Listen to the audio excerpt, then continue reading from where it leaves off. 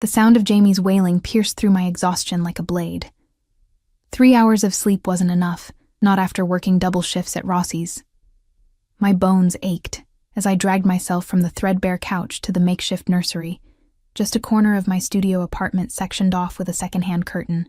The floorboards creaked beneath my feet, each step a reminder of how close we were to rock bottom. "Shh, baby boy, Mommy's here," I whispered, lifting my 8-month-old son from his crib. His face was flushed, tears streaming down his chubby cheeks. I pressed my lips to his forehead.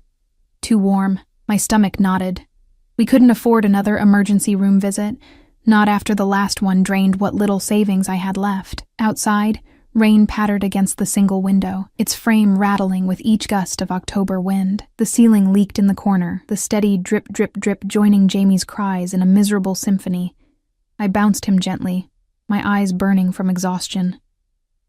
"It's okay, it's okay," I repeated, the mantra as much for me as for him. Jamie had been sick for 3 days now. Nothing serious, the clinic doctor had said. Just a cold that needed to run its course, but tonight felt different. His little body radiated heat, and his usually strong grip felt weaker as he clutched my worn t-shirt. I needed help. Not just any help. I needed money for medicine, for a doctor who would actually examine him for more than 5 hurried minutes, for food that wasn't approaching its expiration date. I needed Chris.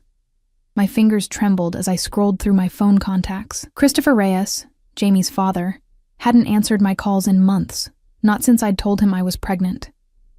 His last words still haunted me. "That's not my problem." Then he'd blocked my number, but I'd heard from a mutual friend that he'd changed his number recently. Maybe, just maybe, if he heard his son crying, something would shift inside him. The new number had cost me half a day's wages. Information wasn't free in our neighborhood. I'd been saving it for an emergency. This was an emergency. With Jamie balanced on my hip, I dialed the number, each tone echoing in my cramped apartment. 1 ring, 2 rings, 3. My heart pounded against my ribs. What would I even say? "Please, Chris, your son is sick. I know you said you wanted nothing to do with us, but..." "Who is this?" The voice that answered wasn't Chris's.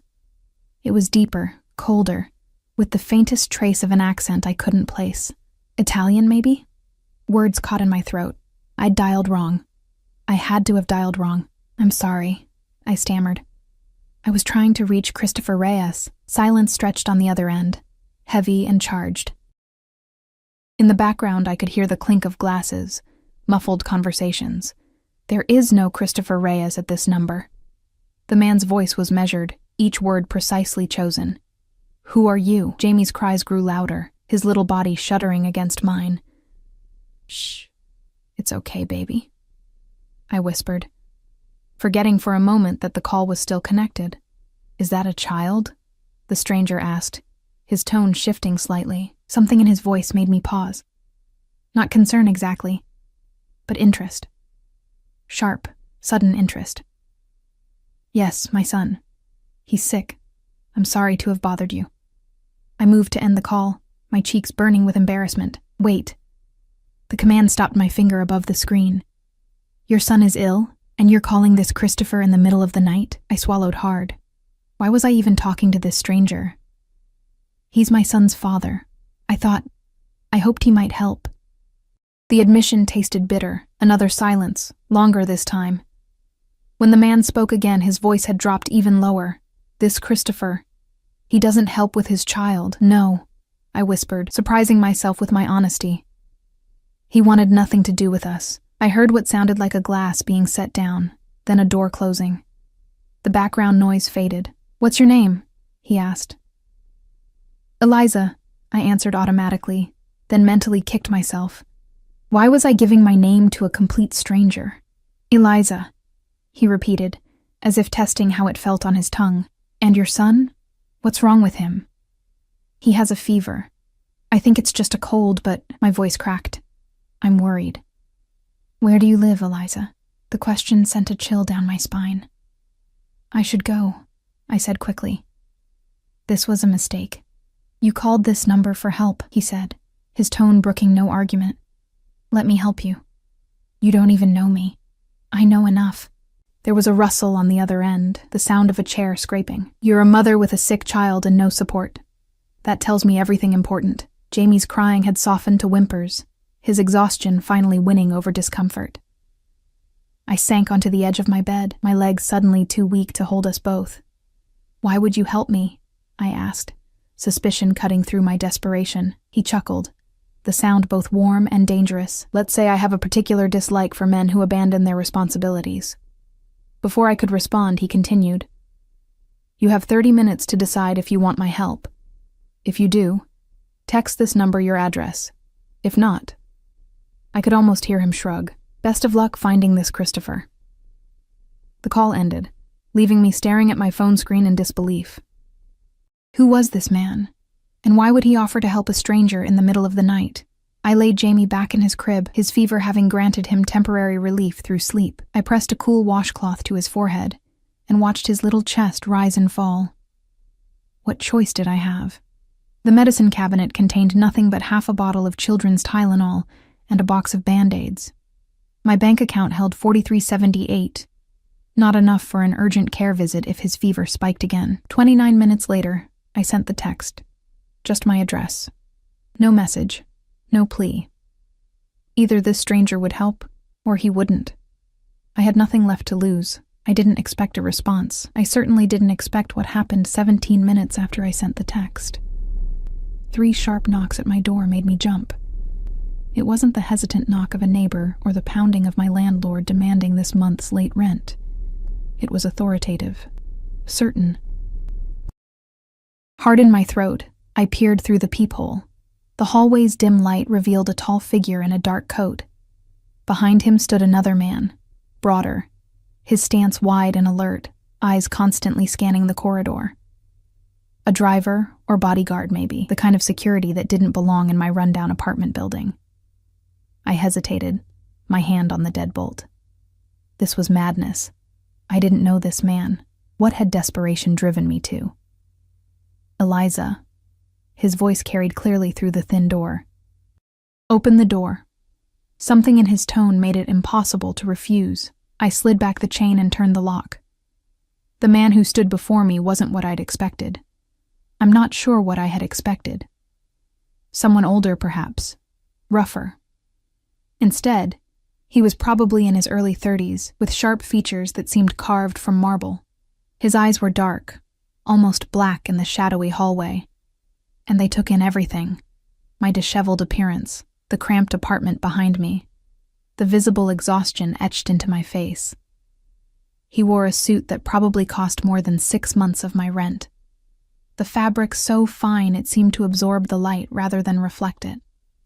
No jewelry except a single gold signet ring and a watch that gleamed dully on his wrist. "You're Eliza," he said. Not a question, but a confirmation. I nodded, suddenly aware of how I must look. Hair piled in a messy bun, wearing sweatpants and a stained t-shirt, dark circles beneath my eyes. "And your son?" His gaze moved past me, searching the apartment. "Sleeping," I said, finding my voice. His fever broke a little while ago. He nodded once, then gestured to the man behind him. The bodyguard, there was no other word for him, handed over a sleek leather bag. "May I come in?" Again, not really a question. I stepped back, allowing him into my tiny world. He seemed too large for the space, too powerful, like a panther in a birdcage. His presence immediately transformed my apartment, making it seem smaller, shabbier. "My name is Antonio Ricci," he said, setting the bag on my kitchen counter. "This is medical supplies, and this..." He reached into his coat and produced an envelope. "Should cover any additional expenses." I stared at the envelope, unable to move. "I can't accept money from you." His lips curved into something that wasn't quite a smile. "You can, and you will. For your son." As if on cue, Jamie stirred, his weak cry floating from behind the curtain. Without thinking, I moved toward him, but Antonio was already striding across the room, his movements fluid and purposeful. "Wait," I started, alarmed at the thought of this stranger approaching my child, but something in his demeanor stopped me. There was no threat in his posture, just determination. He drew back the curtain carefully and looked down at Jamie. For a moment, something crossed his face. An emotion so raw and fleeting I couldn't identify it, before his features smoothed back into impassivity. "He needs a doctor," Antonio said, turning back to me. "Not just medicine." "I know that," I replied, a flash of defensiveness breaking through my fear. "I was going to take him to the clinic tomorrow." Antonio's expression hardened. "Not a clinic. A proper doctor." He pulled out his phone, his fingers moving swiftly across the screen. "My personal physician will be here in 20 minutes. At this hour? That's not necessary?" he finished, his eyes meeting mine with an intensity that made my protest die in my throat. "I decide what's necessary, Eliza." He spoke my name differently than anyone ever had before, giving weight to each syllable like it was something precious and rare. It sent a strange shiver down my spine. "Why are you doing this?" I asked, the question barely audible. Antonio moved closer, close enough that I could smell his cologne. Something subtle and expensive, sandalwood and amber. "I told you. I dislike men who abandon their responsibilities." His eyes darkened further. "This Christopher. He works for me. Or he did." The world seemed to tilt beneath my feet. "What?" "Christopher Reyes. He handled some deliveries for one of my businesses. Skimmed money he thought I wouldn't notice. Disappeared 3 weeks ago." His gaze dropped to Jamie, then back to me. "He never mentioned he had a son."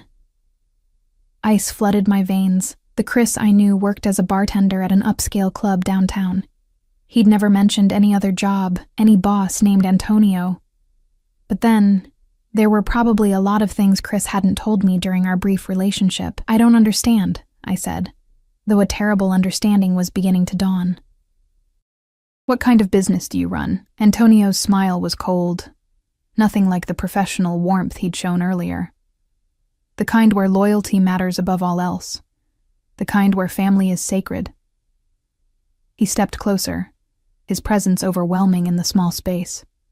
"The kind where betrayal has consequences." In that moment, I realized exactly what I had invited into my home.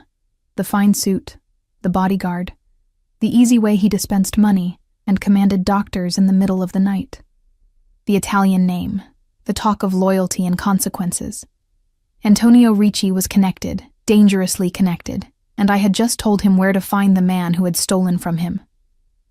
"I haven't seen or spoken to Chris in months," I said quickly, panic rising in my throat. "I don't know where he is. I believe you." His voice was surprisingly gentle. "But you tried to call him tonight, which means you had a number for him." I swallowed hard. "A friend said he changed his number. I paid for the information, but obviously it was wrong." "Not wrong," Antonio said, pulling out his own phone. "This was his new number, until I took it over after he departed." He showed me the screen, and sure enough, it displayed the same number I had called. Jamie cried out again, louder this time. Without thinking, I pushed past Antonio and gathered my son in my arms. His skin felt cooler, but his cries were weaker than usual. "It's okay, baby," I murmured, rocking him gently. "Help is coming." When I turned around, Antonio was watching us with an expression I couldn't decipher, something between fascination and possessiveness, as though we were rare specimens he'd discovered and now considered his. "He has your coloring," he observed. "Your eyes. Everyone says that," I replied automatically, continuing to sway with Jamie. "But nothing of his father. That's fortunate." There was no mistaking the contempt in his voice when he mentioned Chris. A sharp knock at the door made me flinch. Antonio nodded to his bodyguard, who opened it to reveal an older man carrying a medical bag. "Dr. Marino," Antonio greeted him. "Thank you for coming so quickly." The doctor glanced at me briefly before focusing on Jamie. "Let me see the child," he said, his voice accented but kind. What followed was the most thorough medical examination Jamie had ever received. Dr. Marino checked everything: ears, throat, chest, reflexes, all while asking me detailed questions about his symptoms and medical history. Antonio stood nearby, watching the proceedings with the intensity of a hawk. "Ear infection," Dr. Marino finally pronounced. Quite severe. He'll need antibiotics immediately. He reached into his bag and produced a bottle. Twice daily for 10 days. The fever should reduce within 24 hours. If not, call me. He handed me a card with his direct number. Thank you, I whispered, clutching the medicine like a lifeline. The doctor packed up his bag and exchanged a few quiet words with Antonio before leaving. The bodyguard followed, leaving me alone with Antonio and a now sleeping Jamie. An ear infection, I said, the relief making my knees weak. Just an ear infection, which could have become much worse without proper treatment, Antonio pointed out, his voice suddenly hard. You were going to take him to a clinic, where they would have made you wait for hours, prescribed generic antibiotics, and sent you home with a bill you couldn't pay. The accuracy of his assessment stung. I was doing the best I could. Something in my voice must have reached him, because his expression softened fractionally. I know. He gestured to the envelope still sitting on the counter. That will help until you find better employment. You have a job, I said, unable to keep the defensiveness from my voice. At Rossi's. Waitressing. At my startled look, he shrugged. Your uniform jacket is hanging by the door. The restaurant name is on it. It pays the bills, most of them anyway. I gently laid Jamie back in his crib, tucking his favorite blanket around him. It's not enough, Antonio stated flatly. Not for both of you. I turned to face him, suddenly tired of feeling small. Thank you for your help tonight, for the doctor and the medicine, but my financial situation isn't your concern. Something dangerous flashed in his eyes. You made it my concern when you called me. I called you by mistake. There are no mistakes, Eliza. Only opportunities disguised as accidents. He moved closer, his presence filling my awareness. Christopher Reyes betrayed me and abandoned his son. Both are unforgivable offenses in my world. My breath caught. What are you saying? I'm saying that Christopher's debts are now settled in a different way. His gaze traveled over me, not in a leering way, but as if cataloging every detail. Through you and your son. What exactly does that mean? I asked, my voice barely audible over the pounding of my heart. Settled through us? Antonio's eyes never left mine as he closed the distance between us, each step deliberate. The floorboards didn't dare creak beneath his polished shoes. It means you're under my protection now. His voice was soft, but left no room for argument. You and the child. I wrapped my arms around myself, suddenly cold despite the apartment's poor heating. I never asked for your protection, yet you need it. He gestured around the cramped studio, the water stains spreading across the ceiling, the second-hand furniture, the bare cupboards visible through the open kitchen cabinet.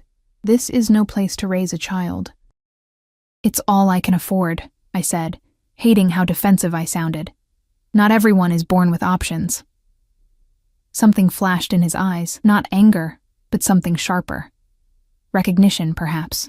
You think I was born into this? A hint of dark amusement colored his tone. He rolled up his right sleeve with precise movements, revealing a forearm marked with a jagged scar that ran from wrist to elbow. I grew up in a place worse than this. No father. Mother who worked 3 jobs and still couldn't keep the heat on. He rolled his sleeve back down. I made my own options. The glimpse into his past caught me off guard. I'd imagined him born into his power, not clawing his way up from circumstances like mine. It made him more real, and somehow more dangerous. I appreciate the help tonight, I said carefully, but we'll be fine now. He smiled, the expression not reaching his eyes. Will you? The medicine will last 10 days. Then what happens when he gets sick again? Or when your landlord finally decides to evict you for the rent you're 3 months behind on? My blood ran cold. How do you? I know everything I need to know, Eliza. He moved to the window, looking out at the rain-slicked street below. Your lease, your employment record, your bank balance.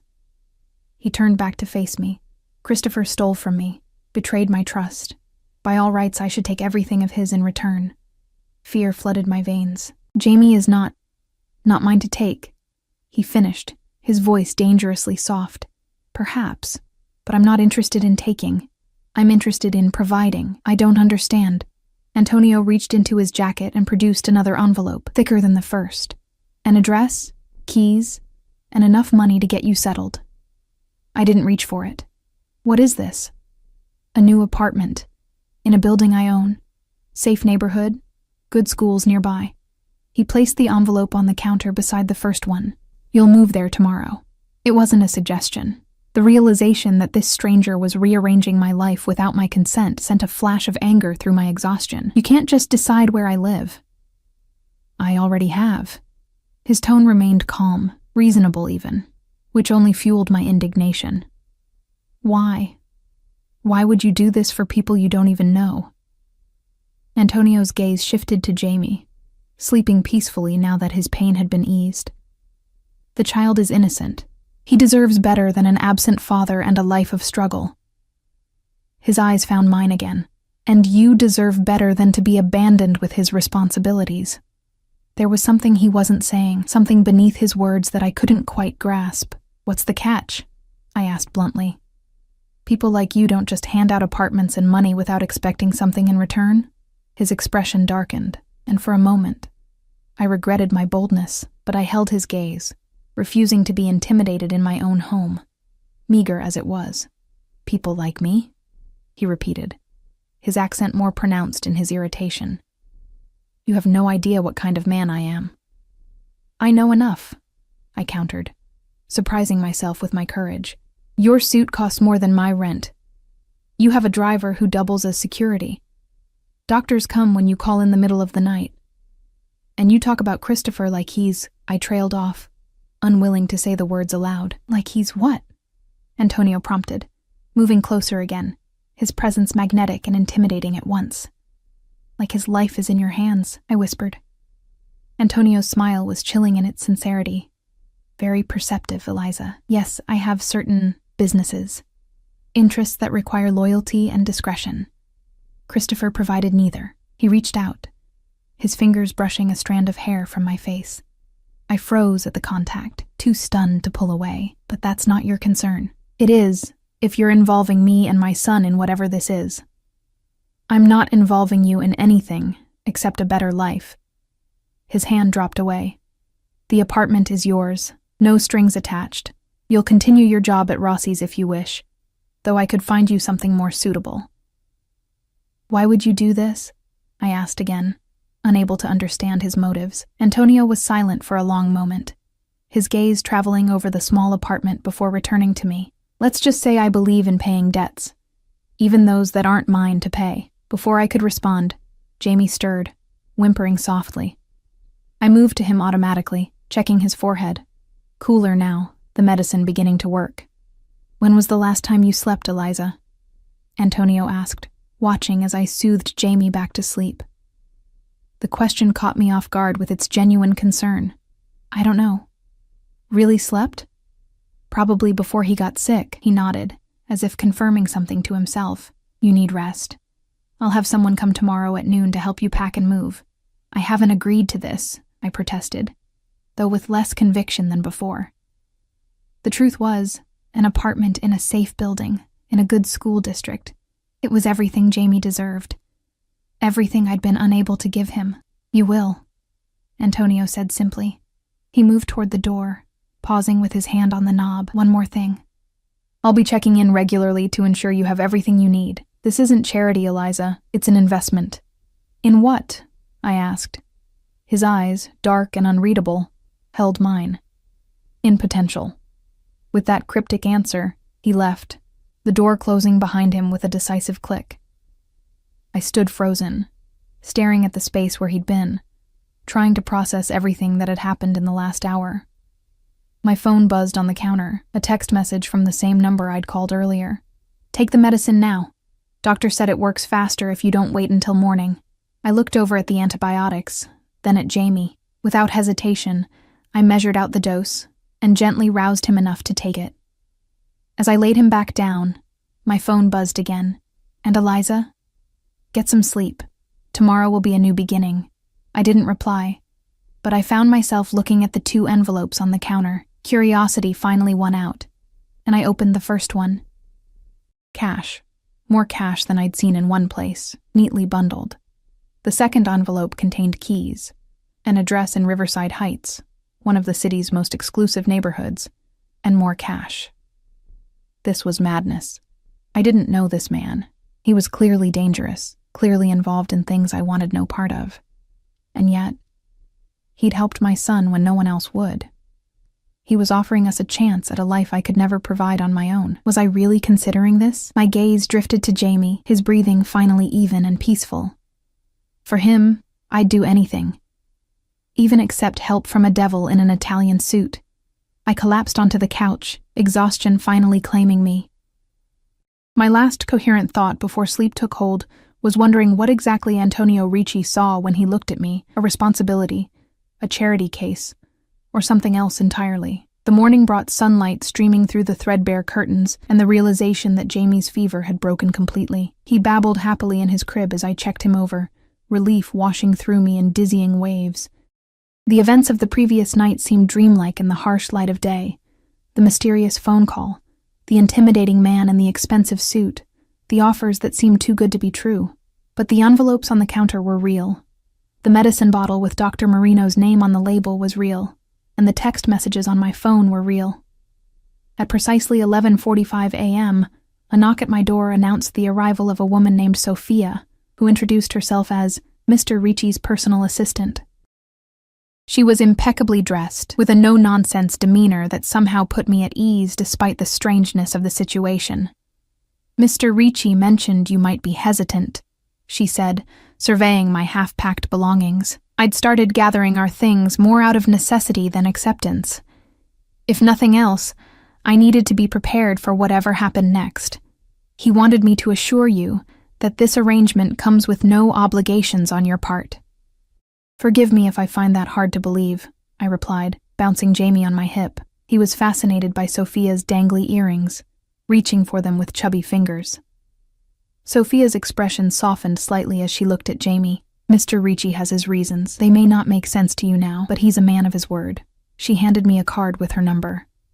"If you need anything at all, you call me directly." 3 hours later, I stood in the center of an apartment that made my old studio look like a closet by comparison. Sunlight poured through floor-to-ceiling windows, illuminating hardwood floors and modern, comfortable furniture.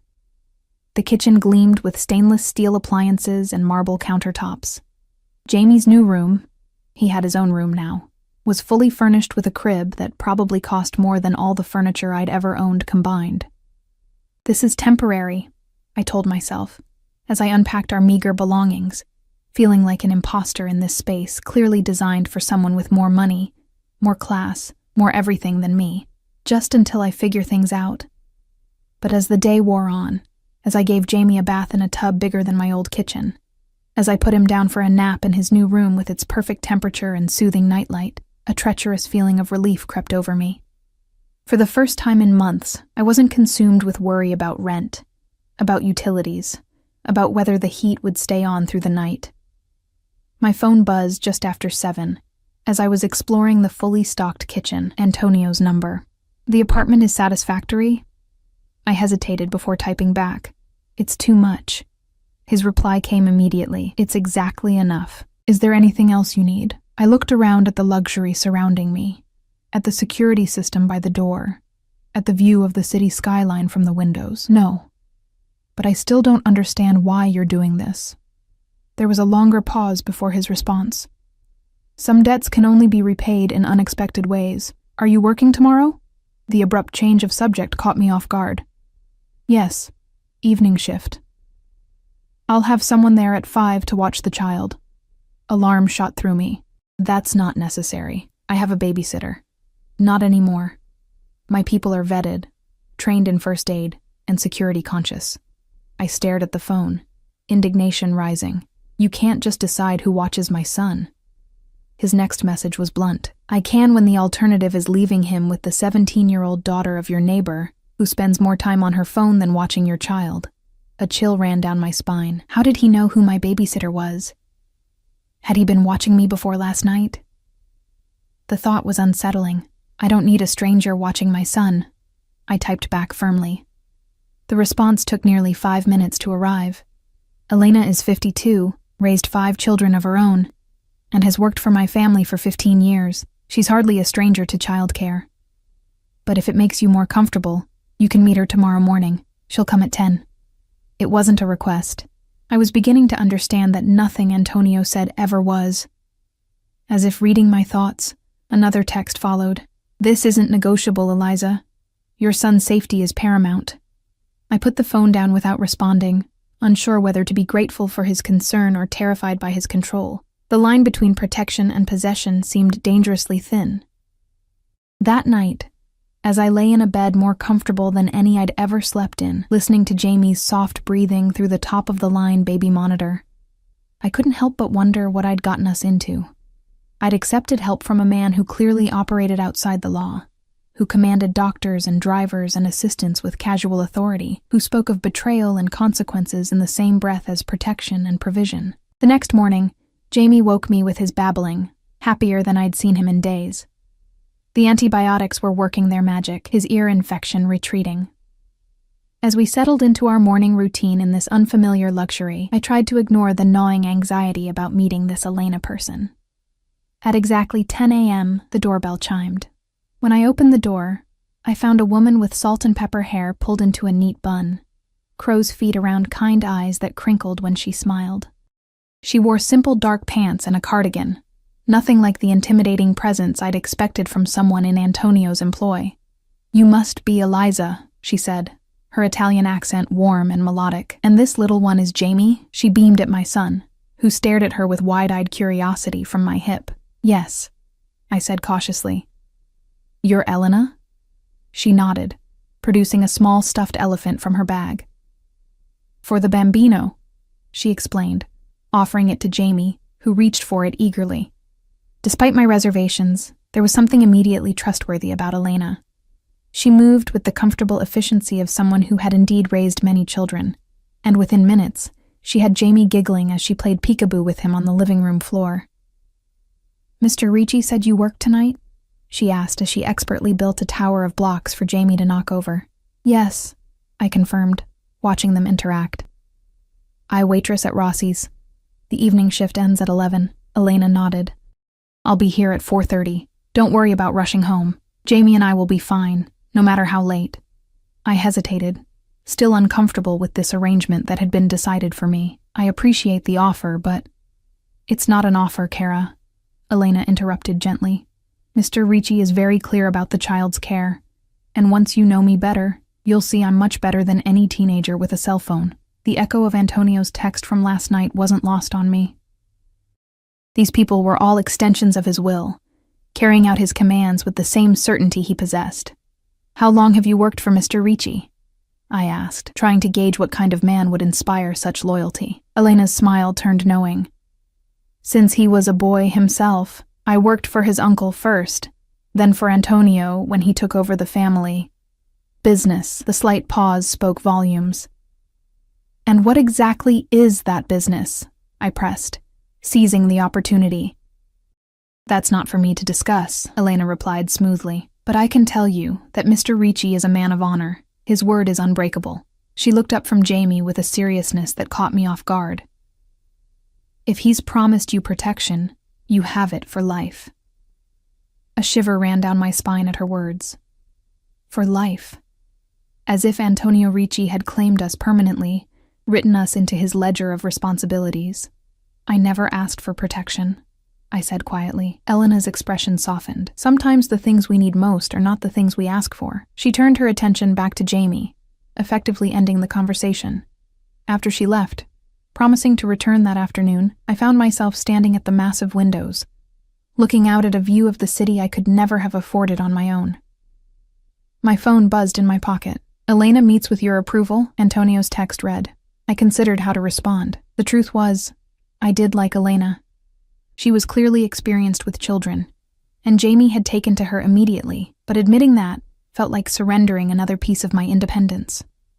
"She seems qualified," I typed finally.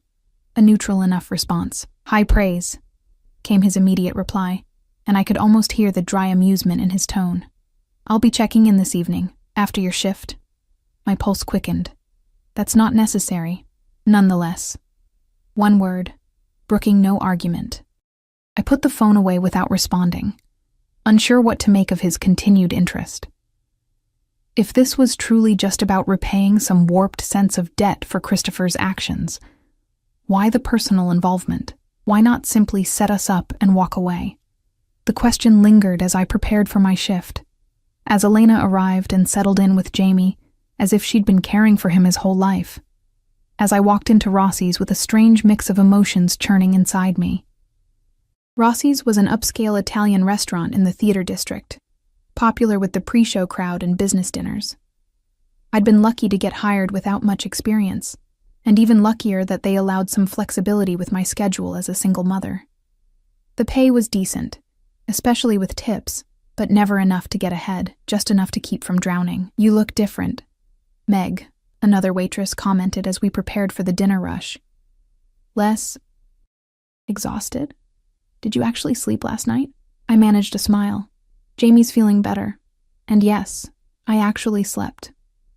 I couldn't bring myself to mention the rest. The midnight doctor visit, the mysterious benefactor, the new apartment that felt like stepping into someone else's life. It sounded insane even in my own head. The evening rush kept me busy, the familiar routine of taking orders, delivering food, and checking on tables, a welcome distraction from the strangeness my life had become. Around 8, the maitre d' approached me with an unusual request. "Table 7 has asked for you specifically," he said, nodding toward a corner booth partially hidden by a decorative wine rack. "That's not my section," I replied, confused. I didn't have regular customers who requested me. "It is now," he said with a shrug. "VIP guest."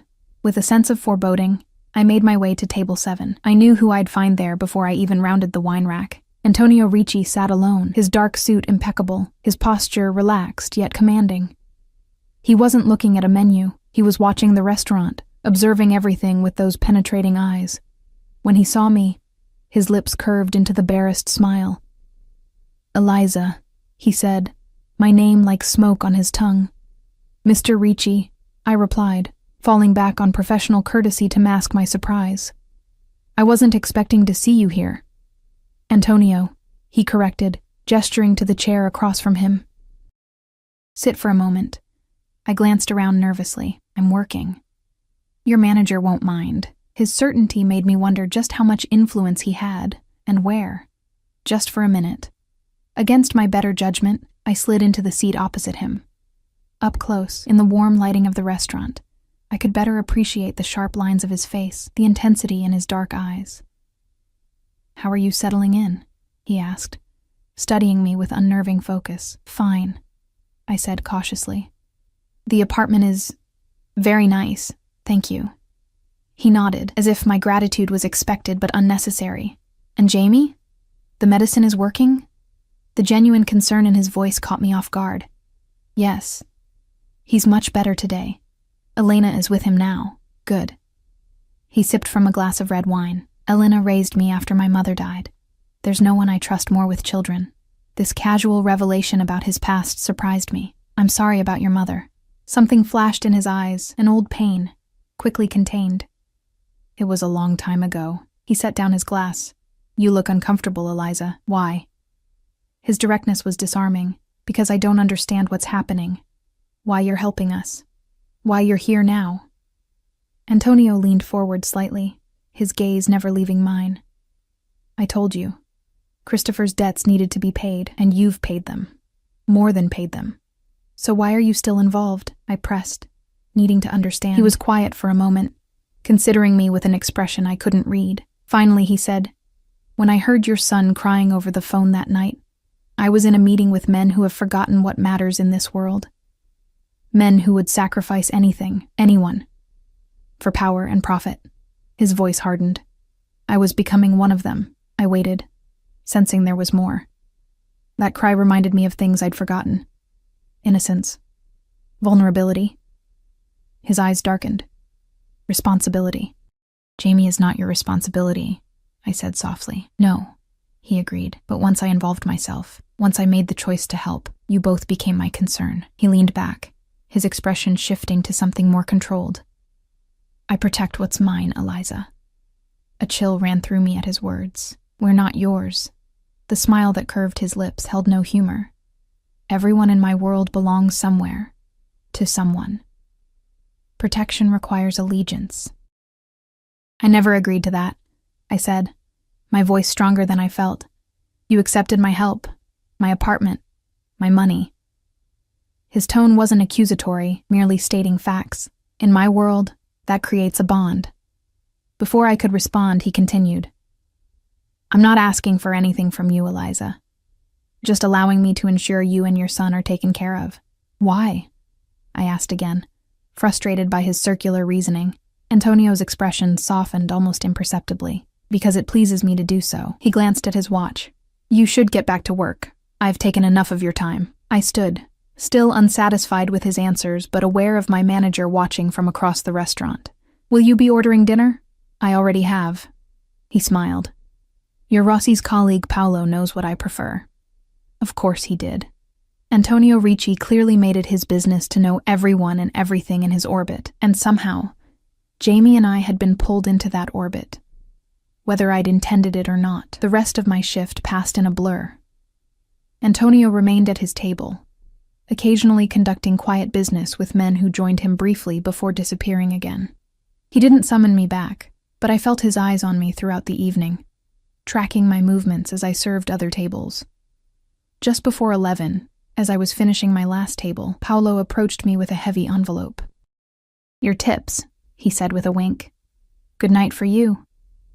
The envelope was thick, far too thick for the modest tips I'd earned. I knew immediately where the extra had come from. Part of me wanted to march back to table 7 and return it, to reject this continued attempt to... What? Buy me? Control me? But Antonio was gone, his table empty and cleaned. Outside, the night air was crisp with early autumn. I pulled my jacket tighter around me, exhaustion settling into my bones despite the anxiety still thrumming through my veins. As I turned toward the bus stop, a habit, though I now lived just a few blocks away in the luxury apartment, a sleek black car pulled up to the curb. The back window lowered, revealing Antonio's inscrutable face. Get in. I'll drive you home. I can walk, I said, more out of stubbornness than practicality. It's not far. It's after 11, and this neighborhood changes after dark. His tone left no room for argument. Get in the car, Eliza. Against my better judgment, I did. The interior was all soft leather and subtle opulence, smelling faintly of his cologne. Antonio sat across from me, the space between us both too small and impossibly vast. You left me money, I said, pulling out the envelope. I can't accept this. He didn't even glance at it. Your son needs new clothes. Winter is coming. The heating in your old apartment was inadequate. The fact that he knew such specific details about our life before he entered it was unsettling. Have you been watching me before that night? Antonio's expression remained neutral. I make it my business to know the people in my territory. Rossi's is one of my investments. When you were hired 6 months ago, your name crossed my desk with others. So you knew who I was when I called? You were playing with me?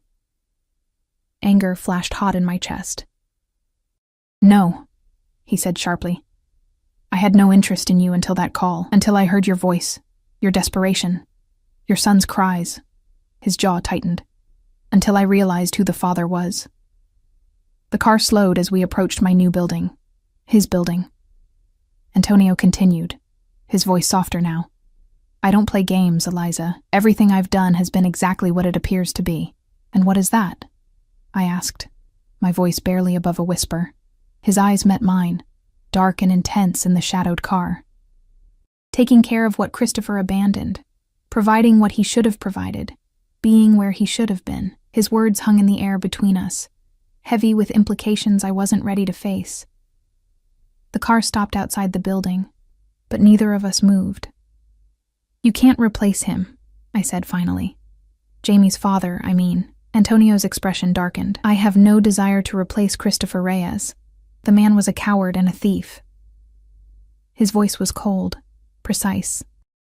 But a child needs stability, security, a future. He studied me with those penetrating eyes. And so does his mother.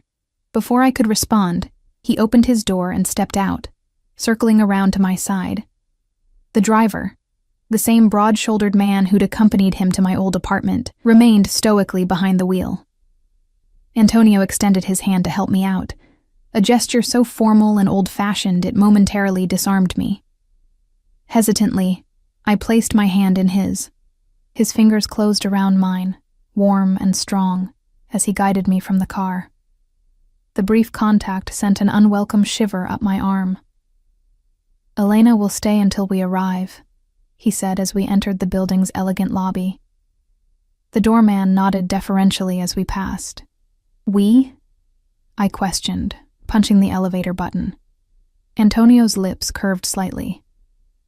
"I'd like to see how Jamie is doing." The elevator ride to the 15th floor was silent, the space too small for his commanding presence. I found myself hyper-aware of every movement, every breath. When the doors opened, he gestured for me to exit first, then followed me down the hallway to his apartment. Elena opened the door before I could even reach for my keys. She smiled warmly, though I didn't miss the respectful nod she gave Antonio as we entered. "Jamie is sleeping soundly," she reported. "The fever is gone completely. We had a good evening." "Thank you, Elena," Antonio replied, his tone gentler than I'd heard him use with anyone else. "Go home to Marco. He's waited up for you, I'm sure." She smiled, collecting her things. "As always, Mr. Ricci. Good night, Eliza. I'll see you tomorrow." As Elena departed, Antonio moved through the apartment with the casual confidence of ownership, which of course he had. He shrugged off his suit jacket, draping it over a chair, and loosened his tie slightly. The gesture was strangely intimate, transforming him from intimidating Mafia boss to something more human. "May I see him?" he asked, nodding toward Jamie's room. I hesitated only briefly before leading him down the hallway. We entered quietly, the room bathed in the soft glow of the nightlight. Jamie lay on his back, arms flung wide, his breathing deep and even. He looked tiny in the large crib, surrounded by new blankets and stuffed animals that hadn't been there when we moved in. Antonio stood at the cribside, looking down at my son with an expression I couldn't decipher. Something between wonder and resolve, tenderness and determination. "He looks like you," he said softly. "Everyone says that," I replied, echoing our conversation from that first night. "It's a blessing." His voice hardened almost imperceptibly. "He'll grow up with nothing of his father in him." The conviction in his tone raised the hairs on the back of my neck. "You really hate Christopher, don't you?" Antonio turned from the crib, his eyes meeting mine in the dim light. "Hate requires emotional investment. What I feel for Christopher is simpler. He betrayed me, stole from me, and abandoned his child. In my world, any one of those offenses has consequences." I swallowed hard, afraid to ask what those consequences might be, afraid I already knew. We retreated to the living room, leaving Jamie to his peaceful sleep. Antonio moved to the kitchen, opening cabinets with familiar ease until he found what he was looking for. An expensive bottle of scotch I certainly hadn't purchased. "Drink?" he offered, pouring himself a glass. I shook my head. "I don't need alcohol to have this conversation." A hint of a smile touched his lips. "Which conversation is that?" "The one where you finally tell me what you really want from me." I gathered my courage, facing him directly. "No more vague talk about protection or debts or responsibility. Why are you really doing all this?" Antonio took his time answering, sipping his scotch as he considered me with those penetrating eyes. Finally, he set down his glass. "When I was a boy," he began, his voice taking on a quality I hadn't heard before. "My father left us. Not by choice. He was killed in a dispute with a rival family. My mother worked herself to death trying to provide for me. I was 10 when Elena took me in, brought me to my uncle's house.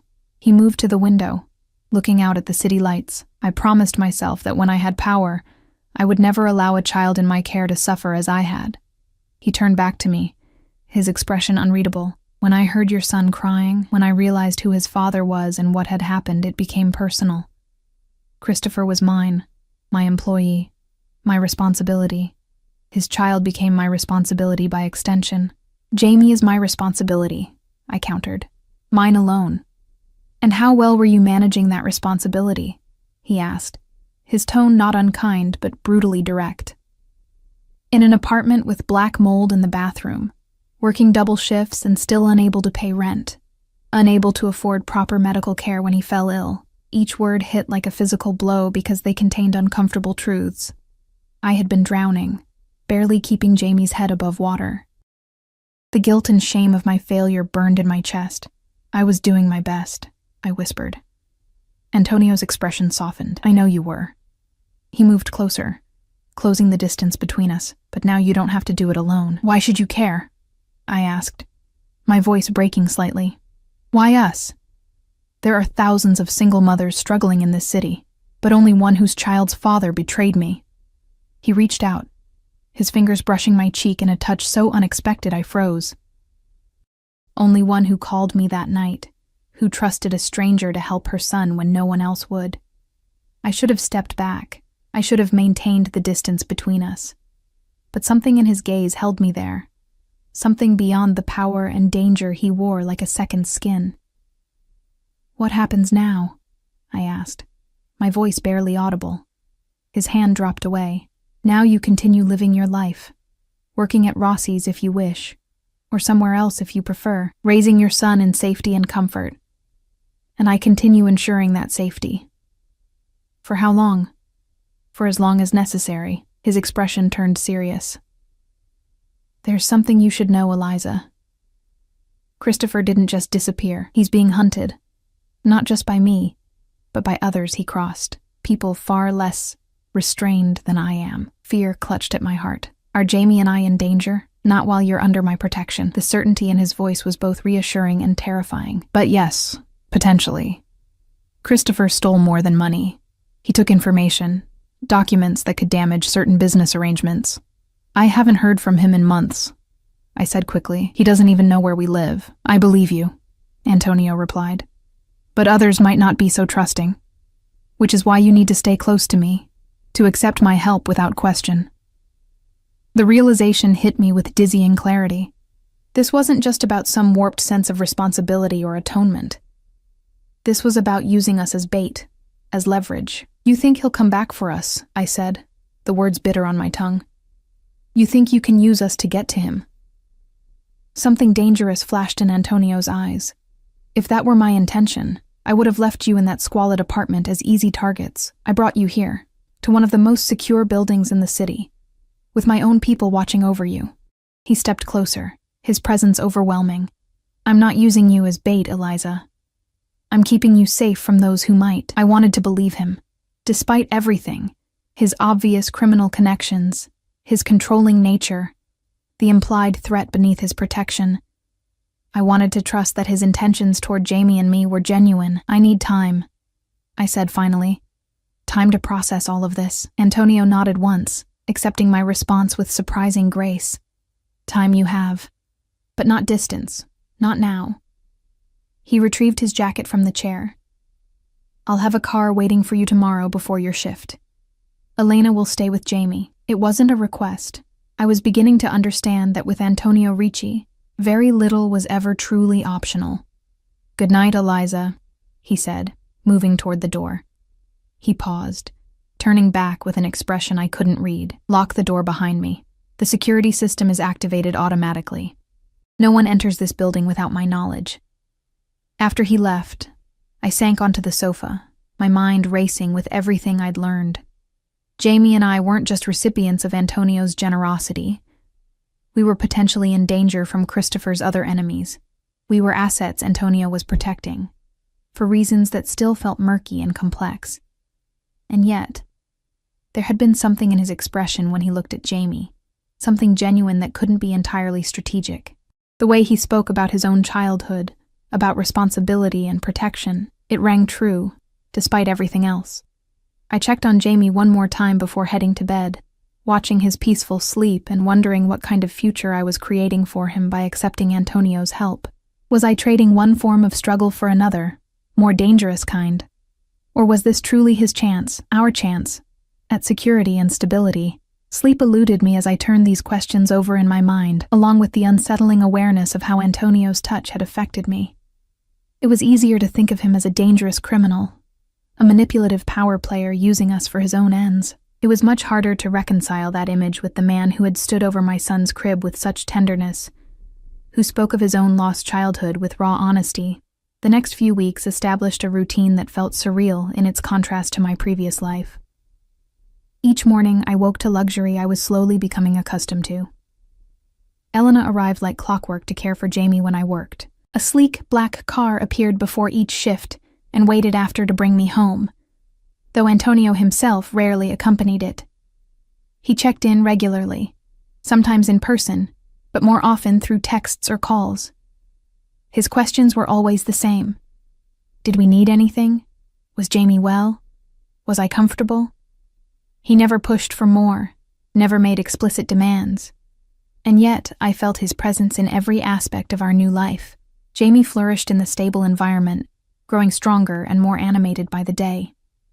His ear infection cleared completely, and the regular nutritious meals Elena prepared helped him gain healthy weight. He smiled more, slept better, thrived in ways that both delighted me and reinforced the harsh reality that I hadn't been able to provide this for him on my own. One evening, returning from a shift at Rossi's, I found Antonio in the apartment, sitting on the floor of the living room, while Jamie demonstrated his newfound crawling skills. The sight was so unexpected, so domestic, that I froze in the doorway. Antonio looked up, and something in his expression, a brief, unguarded warmth, made my heart stutter. "He's determined," Antonio remarked, as Jamie pulled himself up on the coffee table, wobbling but triumphant. "Strong-willed. Like his mother," Elena commented from the kitchen doorway, giving me a knowing look that made heat rush to my cheeks. "Indeed," Antonio agreed, his dark eyes finding mine with an intensity that had become familiar, but no less unsettling. That night marked a shift, though I couldn't have articulated exactly what had changed. Antonio began appearing more frequently, for dinner, on my days off, always with some plausible reason that didn't quite explain the length of his stays. He brought gifts for Jamie, educational toys, books, clothes that were practical yet clearly expensive. He never arrived empty-handed for me either. Sometimes flowers, sometimes books he thought I might enjoy, once a delicate gold bracelet I initially refused, but later found myself wearing anyway. We were falling into a pattern that felt dangerously like family, and I wasn't sure how to feel about it.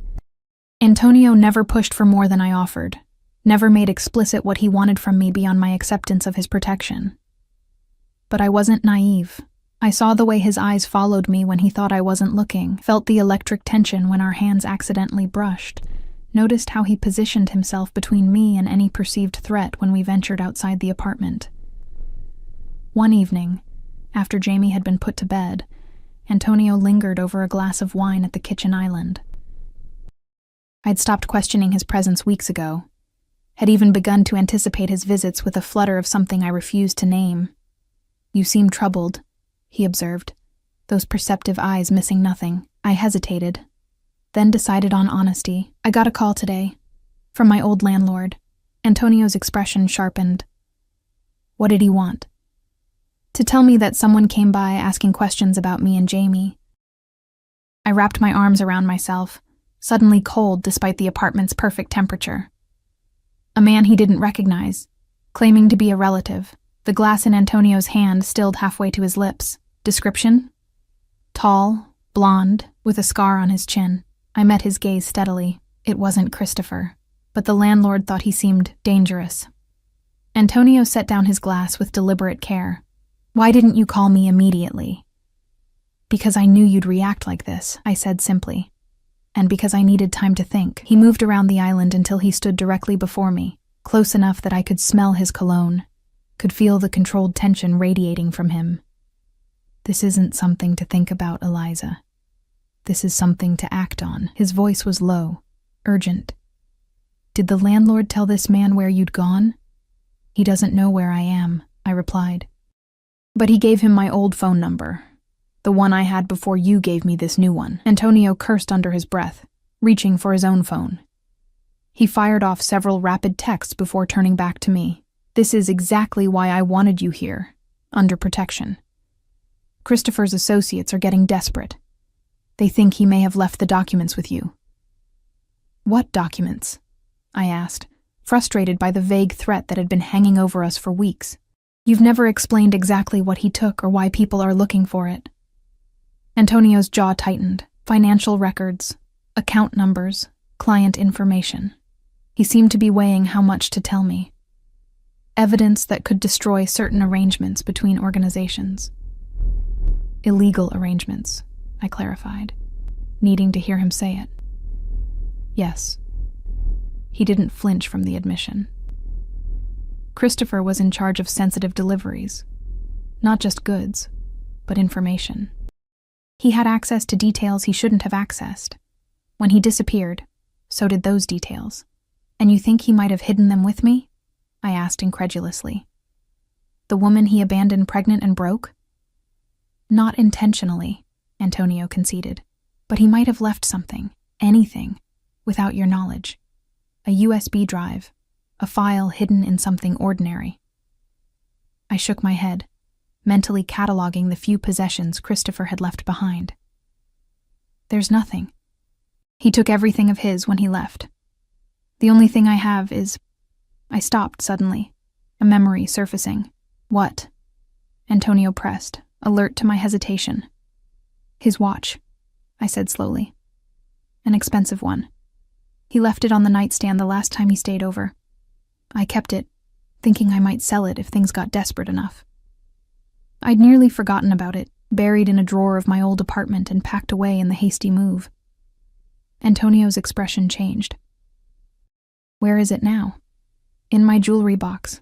I never got around to selling it. He followed me to the bedroom, waiting at the threshold as I retrieved a battered wooden box from the closet. Inside, nestled among my few modest pieces of jewelry, was Christopher's watch. A heavy stainless steel timepiece with a black face. Antonio took it carefully, examining it from all angles. Then, to my surprise, he popped open the back casing. Inside, tucked beneath the mechanics, was a tiny microchip. This, he said, holding it up to the light, is what everyone has been looking for.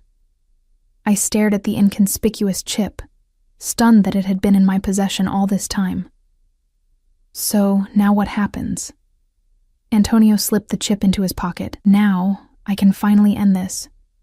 Neutralize the threat completely. The clinical way he said it sent a chill through me. You're going to kill him, aren't you, Christopher?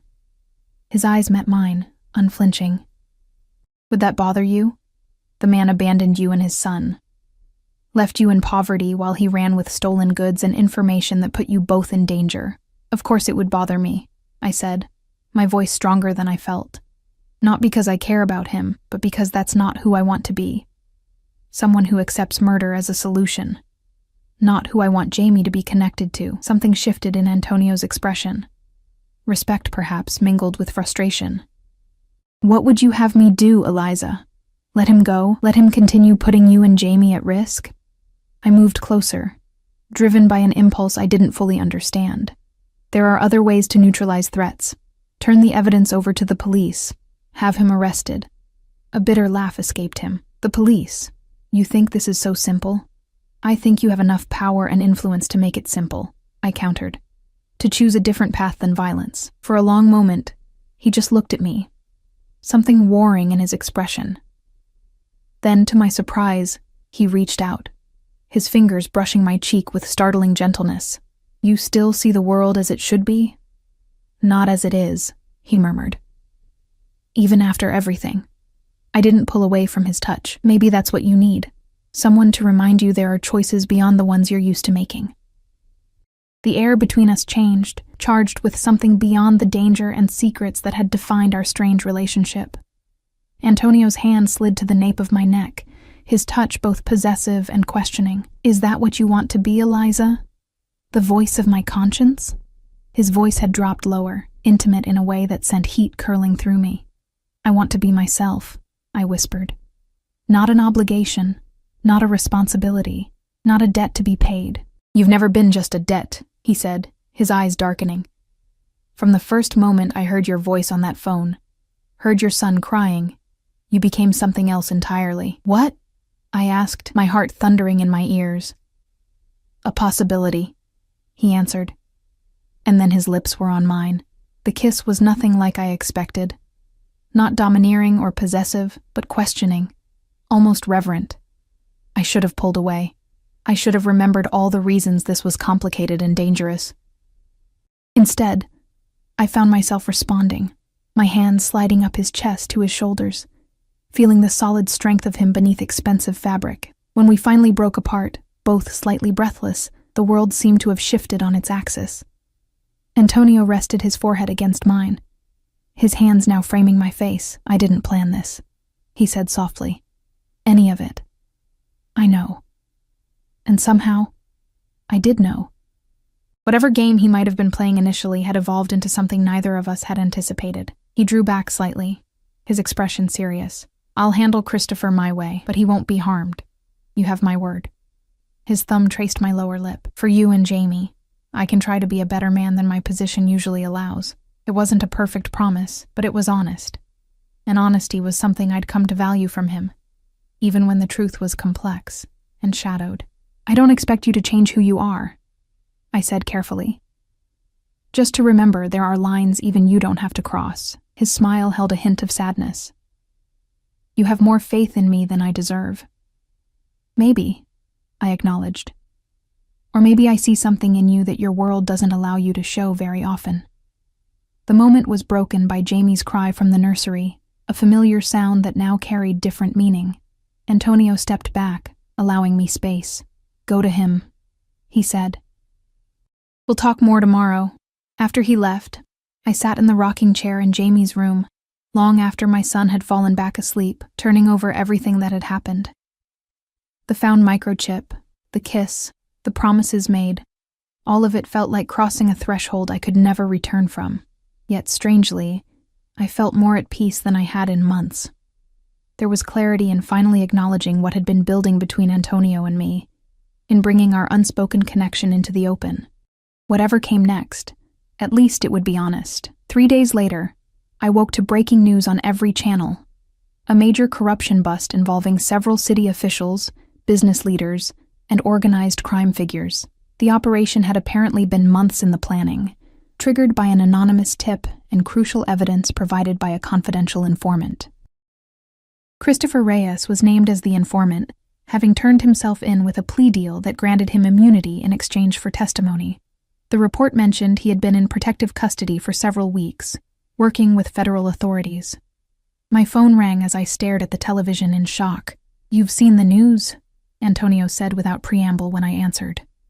"Yes," I replied, still processing. "Did you?" "I gave him a choice," Antonio said, his voice neutral. "Face my justice or turn state's evidence." He chose the latter, surprisingly intelligent for once in his miserable life. There was a pause. "He'll be relocated after the trials. Witness protection. He won't trouble you or Jamie again. You kept your word," I said softly, still hardly believing it. "I told you, Eliza. For you, I can be better than my nature." I closed my eyes, relief washing through me. "Where are you? Are you safe?" The implications of the bust weren't lost on me. Antonio's name hadn't been mentioned in the reports, but his associates, his world, was clearly implicated. "I'm insulated," he replied. "My legitimate businesses were kept separate from the operations that are being dismantled. It will require adjustments to certain arrangements, but nothing I can't manage." There was a hesitation in his voice I hadn't heard before. "The question is, now that this chapter is closed, what happens with us?" It was the first time he'd acknowledged that there was an us to consider, that what existed between us had become something defined enough to question. "I don't know," I answered honestly. "This isn't a normal beginning. None of this has been normal." "No," he agreed. "But perhaps that's fitting. Neither of us is particularly conventional." I could hear the smile in his voice. "Will you come over tonight?" I asked. "After Jamie's asleep, we can talk about what happens next." "I'll be there," he promised. 6 months later, Jamie took his first steps across the living room of our new house. Not an apartment this time, but a proper home with a garden and a nursery painted with jungle animals. He toddled unsteadily from my outstretched arms toward Antonio, who knelt a few feet away, his usually stern face transformed by a genuine smile. "That's it, Campione," Antonio encouraged as Jamie reached him, tiny hands gripping his shoulders in triumph. "You're getting stronger every day."